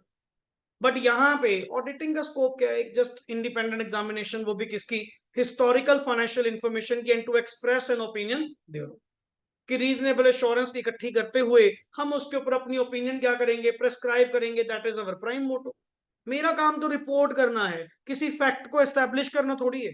आगे yes, the scope of audit is क्या है, general and broad, whereas scope of investigation is अपने आप में क्या है, पहली बात स्पेसिफिक, किसी पर्टिकुलर पर्पस के लिए क्या करवाई जाती है, इन्वेस्टिगेशन करवाई जाती है, और इन्वेस्टिगेशन का ताल्लुक सिर्फ और सिर्फ उसी पॉइंट तक रहेगा जिसके लिए इन्वेस्टिगेशन करवाई जाए। बट ऑडिटिंग तो जर्नल नेचर की है सर, ऑडिट के स्कोप में तो बहुत कुछ आएगा, एफएस का पूरा ऑडिट आएगा। तो इसीलिए दो टर्मिनोलॉजीज अलग अलग चलती हैं। यस कि sir audit is quite different from investigation. Investigation तो एक नेक्स्ट ऑन सीरियसली सस्पेक्शन पॉइंट है, जहां पे आपको डाउट होते हैं, रीजनेबल कॉज टू बिलीव होते हैं, इन दैट केस आप ये इन्वेस्टिगेशन के ऑर्डर्स देते हैं। एंड उल्टा कई बार आप सोचिए, ऑडिट होने के बाद क्या करवाई जाती है, इन्वेस्टिगेशन। ये भी है कि जब ऑडिट में फाइंडिंग्स निकल कर आती है ना, एंड वो फाइंडिंग्स अपने आप में अगर क्या होती हैं, सीरियस, हम उसको फिर सर्टेन करने के लिए, फैक्ट एस्टेब्लिश करने के लिए हम एक इन्वेस्टिगेटर क्या करते हैं, अपॉइंट करते हैं, कि मुझे फिर ये चीज पक्के तौर पे सिर्फ ये चीज निकाल कर। Next is inherent limitations of audit, हाँ जी, the process of audit suffers from certain inbuilt limitations. Inbuilt का मतलब लिखिए यहाँ पे इनसेपरेबल, इनसेपरेबल। सर इनसेपरेबल का मतलब क्या हुआ, इनसेपरेबल का मतलब क्या हुआ, जिसको तुम चाहकर भी अलग नहीं कर सकते। जिसको मैंने शॉर्ट वर्ड, ये जो तुम ऊपर से पॉइंट पढ़ रहे हो ना पर्टिकुलरली, ये तो चलो फैक्टर्स हैं, उनमें से वन ऑफ द पॉइंट तो पहला हो चुका ऊपर वाले पैराग्राफ। कहता है आप हमें कहते हैं बार बार कि हम सर एब्सोल्यूट एश्योरेंस यूज नहीं कर पाएंगे। हाँ नहीं कर पाएंगे। कहते वाई सर, कहते वन ऑफ द कारण तो आपकी फाइनेंशियल रिपोर्टिंग की नेचर, आपके अकाउंटिंग स्टैंडर्ड खुद किसको ढील प्रोवाइड करते हैं, मैनेजमेंट को, कि अपने अकाउंटिंग एस्टिमेट यूज करो, अपनी जजमेंट यूज करो while preparation and presentation of financial statements. अब मैं बताऊं वहां पे क्या करूं, मैं अपनी ओर से कोशिश पे कोशिश बढ़िया कर रहा हूं, मैं क्या करूं कि मैनेजमेंट से जब भी पूछो, हमें लगा सर, हमें तो ये ऐसा लगा, हमें सूटेबल ये लगा, हमने वो कर लिया, मैं उससे क्या क्रॉस एग्जामिन करूं। तेरे ऊपर वाले पैराग्राफ में जस्ट से जस्ट आपको ये कहा कि जो अकाउंटिंग जजमेंट उन्होंने बनाई है, जो अकाउंटिंग एस्टिमेट्स उन्होंने बनाए हैं, आप उसको क्या करिए, कंसीडर करिए एंड इवेल्युएट करिए, यही कहा। ये तो नहीं कहा कि उसके इनकार कर दो, कर ही नहीं सकते, बिकॉज वो पावर किसको गिवन है, मैनेजमेंट को, कि yes management while preparing the financial statement can use accounting judgements, can use accounting estimates. अब उस केस में मैं कुछ कर नहीं सकता।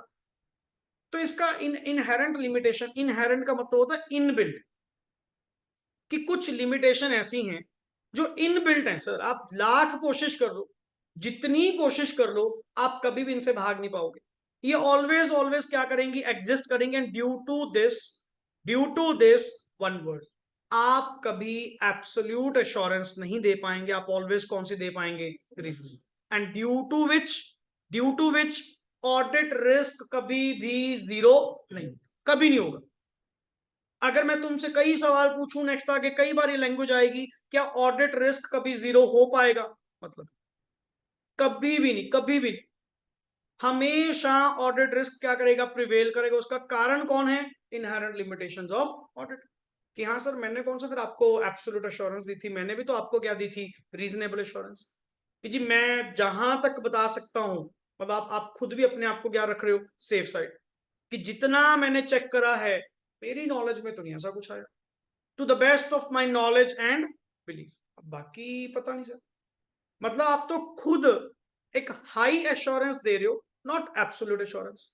कि मतलब डाउट तो आपके माइंड में भी है, बट वो डाउट मेरी वजह से नहीं, वो डाउट किस कारण है, इनहेरेंट लिमिटेशंस के कारण। कि सर आप जितनी कोशिश कर लो, इसको लिख ली साइड पे, ऑडिटर जितनी कोशिश कर ले ऑडिट सही करने की, सही का मतलब हुआ ऑडिट बढ़िया करने की, कि आप जितनी कोशिश कर लो ऑडिट सही या बढ़िया करने की, ये लिमिटेशंस तो ऑलवेज,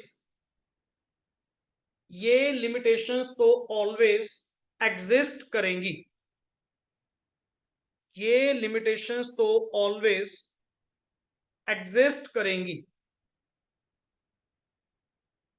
ये लिमिटेशंस तो ऑलवेज एग्जिस्ट करेंगी। चलिए, द पर्पस ऑफ ऑडिट, हाँ जी, सॉरी द प्रोसेस, हाँ, The process of audit suffers from certain inbuilt limitations, due to which an auditor cannot obtain an absolute assurance that financial statements are free from material mistakes. और इसी वजह से कभी भी आप absolute assurance नहीं ले पाते, और इसी वजह से लिख लीजिए इसको साइड पे, एक तो लिखा ही हुआ है कि आप एब्सोल्यूट एश्योरेंस नहीं दे पाओगे, कौन सी दे पाओगे, हमेशा रीजनेबल। इसी वजह से ऑडिट रिस्क कभी भी जीरो नहीं होता, इसी वजह से ऑडिट रिस्क कभी भी जीरो नहीं होता, ऑडिट रिस्क कभी भी जीरो नहीं होता। चलिए, यस प्लीज, हाँ जी, दीज फंडामेंटल लिमिटेशन, ऐसा वर्ड देखो क्या लिखा, फंडामेंटल। फंडामेंटल का मतलब क्या हुआ, बेसिक। ये ऑलवेज क्या करेंगे, प्रिवेल करेंगे। तुम जितनी कोशिश कर लो, लाख कोशिश कर लो, ऑडिट बढ़िया से बढ़िया, तो प्लानिंग लिया, बढ़िया से बढ़िया प्रोसीजर लिया, बट इन चीजों से बच नहीं पाए। ये ऑलवेज एग्जिस्ट करेंगे, और जिसकी वजह से आप कभी भी एब्सोल्यूट एश्योर होने का तो मतलब ही नहीं बनता। आप ऑलवेज क्या यूज करोगे, वर्ड रीजन। पढ़िए पहला, sir nature of financial reporting, हाँ जी, preparation of Financial statement involves making any judgment by management. बिल्कुल, These judgment may involve subjective decisions or या क्या सब्जेक्टिव, सब्जेक्टिव का मतलब क्या होता है, पार्शियल। वैसे तो सर आपको ऑब्जेक्टिवली बिहेव करना चाहिए, अनबायस्ड मैनर में। हो सकता है कि आपने कोई जानबूझ के, ये बड़ा अच्छा पॉइंट है, यही मतलब है इसका। दीज जजमेंट्स में इन्वॉल्व, क्या लिखा हुआ है, सब्जेक्टिव। सब्जेक्टिव का मतलब क्या हुआ, बायस्ड, एक तरफा होकर आपने कोई डिसीजन ली हो कि नहीं जी हम तो लगाएंगे ये, या may be degree of uncertainty involve हो। जबकि आप जब भी पर्टिकुलर कोई अकाउंटिंग एस्टिमेट्स बनाते हैं, उसमें क्या होनी चाहिए, थोड़ी बहुत डिग्री ऑफ सर्टेनिटी होनी चाहिए। अनसर्टेनिटी माइट भी, सर मैं तो खुद वर्ड बोल रहा हूं, क्या में हो सकता है। आगे, therefore, yes please, auditor may not be able to obtain absolute assurance.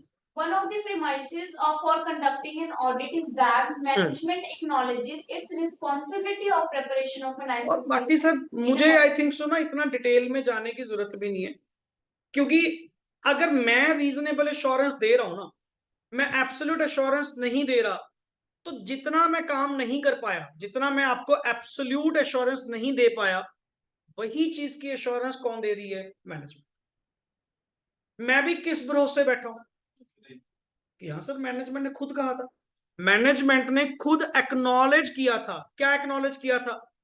कि सर फंडामेंटल प्रिंसिपल्स के अकॉर्डिंग, फंडामेंटल बेसिक ड्यूटीज के according, this is our prime duty, कि फाइनेंशियल स्टेटमेंट्स को प्रिपेयर करना, प्रेजेंट करना, वो भी इन accordance with the applicable FRF. ये किसकी ड्यूटी है? ये हमारा परम धर्म है। जो सिंपल सी बात, हम करेंगे, हमारी ड्यूटी है। मैं कहा जब मैनेजमेंट इतनी बड़ी रिस्पॉन्सिबिलिटी एक्नॉलेज कर रही है, ज्यादा से ज्यादा क्या कर, मैं क्या मैनेजमेंट को कहा ये बात लिख के दे, ये बात एक WR, that is written representation के द्वारा हमें लिख कर दे दो, बस मैं अपनी ओर सेफ साइड हो जाऊं। कल को अगर मुझे पूछा गया पर्टिकुलर कि आपने अकाउंटिंग एस्टिमेट्स एंड ऑल को चेक क्यों नहीं करा, देखो जी मैनेजमेंट ने खुद लिख के दिया कि हमने जो कुछ भी प्रिपेयर करा है फाइनेंशियल स्टेटमेंट्स के अंदर, वो इन अकॉर्डेंस विद द क्या है? Applicable framework and devising suitable, क्या लिखा हुआ है? Internal controls. इसको वर्ड क्या बोलते हैं sir? Fundamental premises, the basic assumptions। कि नॉर्मली सिंपल सी बात है, मुझे ऑडिटर एज अ ऑडिटर वो अपनी फंडामेंटल रिस्पॉन्सिबिलिटी, इसको वर्ड बोलते हैं fundamental responsibility, the basic responsibility of the management. तो जब अगलों ने अपनी रिस्पॉन्सिबिलिटी एक्नॉलेज करके मुझे दे दी, तो मुझे इतना डिटेल में जाने की जरूरत? अगले ने पूछा कि ये अकाउंटिंग एस्टिमेट आपने ऐसा क्यों करा, उन्होंने अपना रिप्लाई दिया, ठीक है जी। वो आज ज्यादा से ज्यादा आप क्या चेक कर सकते हो? उसका बेसिस, बेसिस अगलों ने प्रोवाइड कर दिया। कि जजमेंट किस बेस पे बनाई गई, वो भी प्रोवाइड कर दिया। हर चीज एफएस में क्या कर रखी है? डिस्क्लोज कर रखी है। तो मुझे इतना डिटेल में नेक्स्ट आगे जाने की जरूरत नहीं। इसीलिए नेक्स्ट इज हाउ एवर, हाँ जी, Such controls may not have ability to produce reliable information due to their word क्या लिखा हुआ है? On limitations. और रही बात sir due to on limitations, थोड़ा बहुत तो फर्क रहेगा। इसी कारण आपको कहा था कि आप जितनी कोशिश कर लो, आप ऑलवेज एक रीजनेबली एश्योरेंस ले पाएंगे, आप एब्सोल्यूट एश्योरेंस नहीं ले पाएंगे। और मैनेजमेंट जब अपनी लायबिलिटी, जब अपनी ड्यूटी क्या कर रही है? एक्नॉलेज कर रही है, मुझे जाने की जरूरत। और मैंने कौन सा फिर एब्सोल्यूट वर्ड लिख के देना? मैंने भी वर्ड क्या लिख के दे दिया? रीजनेबल।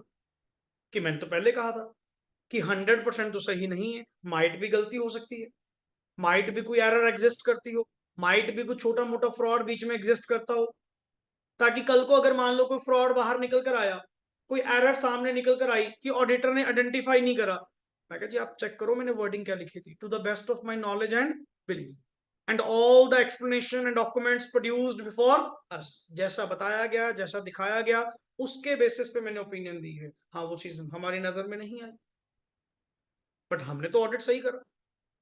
तभी तो कहा था कि जब तुम ऑडिट कर रहे हो ना, आप अपना ईच एंड एवरी डॉक्यूमेंट क्या करिए? प्रॉपर वे से मेंटेन करिए। कल को वही तेरे सबूत बनेंगे, कल को वही तुझे बचाएंगे कि सर आपने जो ऑडिट करा वो क्या करा? इफेक्टिवली करा, एफिशिएंटली करा। इस चीज को प्रूव करने में कौन हेल्प करेगा? आपके वो डॉक्यूमेंट, आपके वो वर्किंग पेपर्स की गलती निकाल के दिखाओ कि मैंने एज अ ऑडिटर काम सही नहीं करा। बट मैं इनका कुछ नहीं कर पाऊंगा सर, ये इनसेपरेबल है, inbuilt part.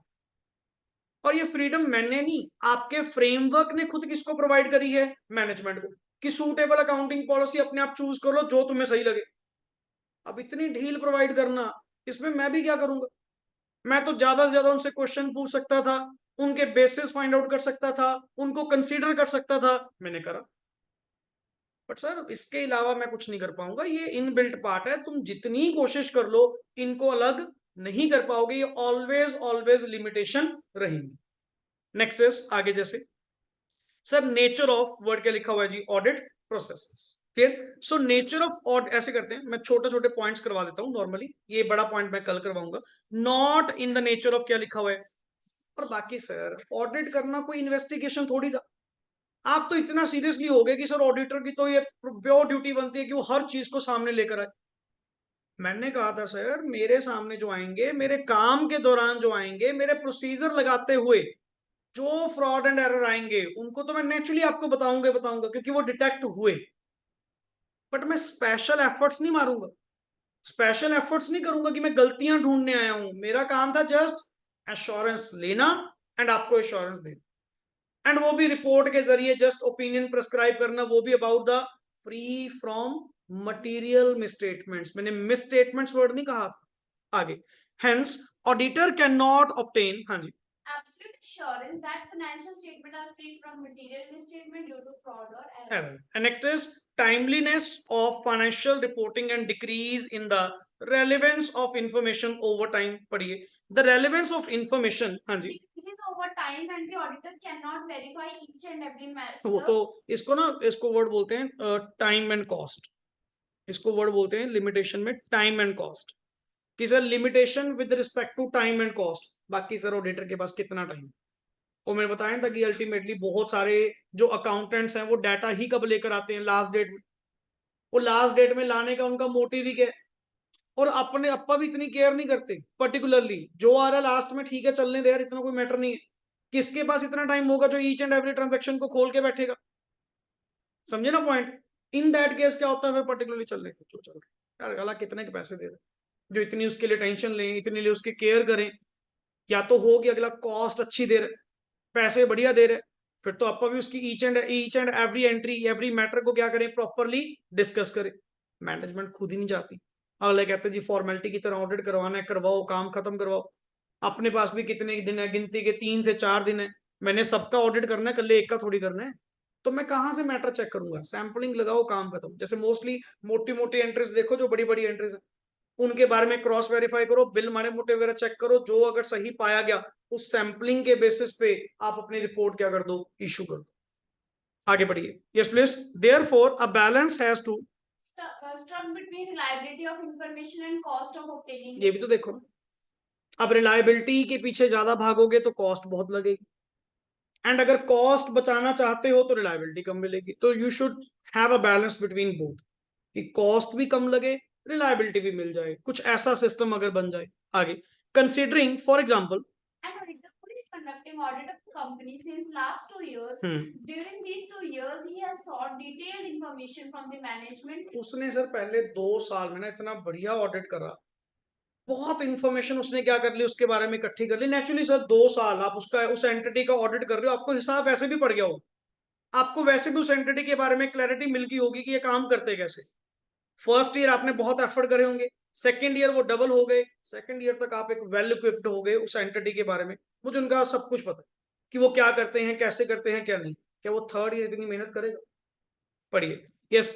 Next is during his third year stint, हाँ जी, Chooses to rely upon some information obtained as a part of audit procedures. कुछ इन्फॉर्मेशन तो उसने प्रीवियस ईयर वाले से ही क्या कर ली, यूज कर ली, कि दोबारा मेहनत करने की बजाय पता है यार इनका सिस्टम वैसे ही।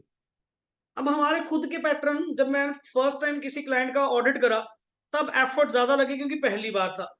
सेकंड ईयर के लिए बेस बन गया, थर्ड ईयर के लिए बेस मिल गया, तो नेक्स्ट आगे काफी काम तो आप प्रीवियस ईयर से ही क्या कर लेते हैं, फॉर्मेट्स एंड बने पड़े हैं, बस क्लाइंट को दो जी मुझे ऐसे प्रोवाइड कर दो, वहीं से मैं अपनी नेक्स्ट आगे ऑडिटिंग कर लूंगा। आगे, next is however it could some, sorry it could be possible, हाँ।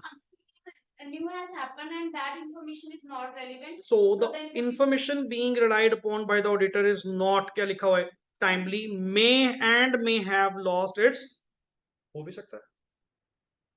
चलो इतना डिटेल में तो जाने की जरूरत ही नहीं थी, सिंपल वर्ड जस्ट अपने को एक चीज बताया कि सर कितना टाइम अवेलेबल है ऑडिटर के पास कि वो ईच एंड एवरी मैटर को चेक करे, एंड कितनी कॉस्ट आपका क्लाइंट आपके ऊपर इंकर कर रहा है कि आप उसके लिए इतने एफर्ट्स मारोगे। मतलब ही नहीं, मतलब ही नहीं। अरे जो अच्छी फीस भी दे रहे होते हैं उनके लिए भी इतना पॉसिबल नहीं होता कि इतनी ईच एंड एवरी मैटर उनके चेक करें, एक एक एंट्री कौन चेक करेगा? वहां पे चलती ही क्या है, सैंपलिंग, या फिर नॉर्मली क्या है, फिर पैकेज बढ़िया चलते हैं अपने, मंथली ऑडिट वाले करवा लो जी, हमारा स्टाफ तो फ्री है, हमारा स्टाफ फ्री, हम आर्टिकल्स को भेज दिया करेंगे वहां पे, particular each and every entry वो क्या करेंगे, चेक करेंगे, मैं उनके साथ डिस्कस करूंगा। बहुत कंपनीज है जिनकी वाइड एंटिटीज हैं, लार्ज एंटिटीज हैं, वो डेली ऑडिट करवाती हैं, डेली नहीं तो weekly audit, monthly audit, quarterly audit, तो उनके नॉर्मल चलते हैं। ये पॉइंट्स क्लियर? सो तो ये जो कुछ पॉइंट्स आपने अभी तक डिस्कस किए, इनमें से 2 पॉइंट्स आपके आज पेंडिंग हैं, one is future events and second is एक ऊपर आपका nature of audit procedures. Clear? So inherent limitation का मीनिंग आपने क्या पढ़ा? Inherent means inseparable, inbuilt, due to which one word, the audit risk can not be zero. और जब word चलता है ना कि वो क्या ऑडिट रिस्क कभी इलिमिनेट कर सकते हो, ये ऑडिट रिस्क कभी भी इलिमिनेट नहीं होगा, ये ऑलवेज ऑलवेज क्या करेगा, एग्जिस्ट करेगा। That is the point regarding the inherent limitations. ये टॉपिक पर्टिकुलरली आगे बहुत काम आएगा, जब ऑडिट रिस्क का टॉपिक आएगा या नेक्स्ट ऑन कंटेंट आएंगे, हर जगह ये वर्ड आपको देखने को मिलेगी। Is that clear? चलिए, ओके जी, thanks a lot and rest we will do in the next part.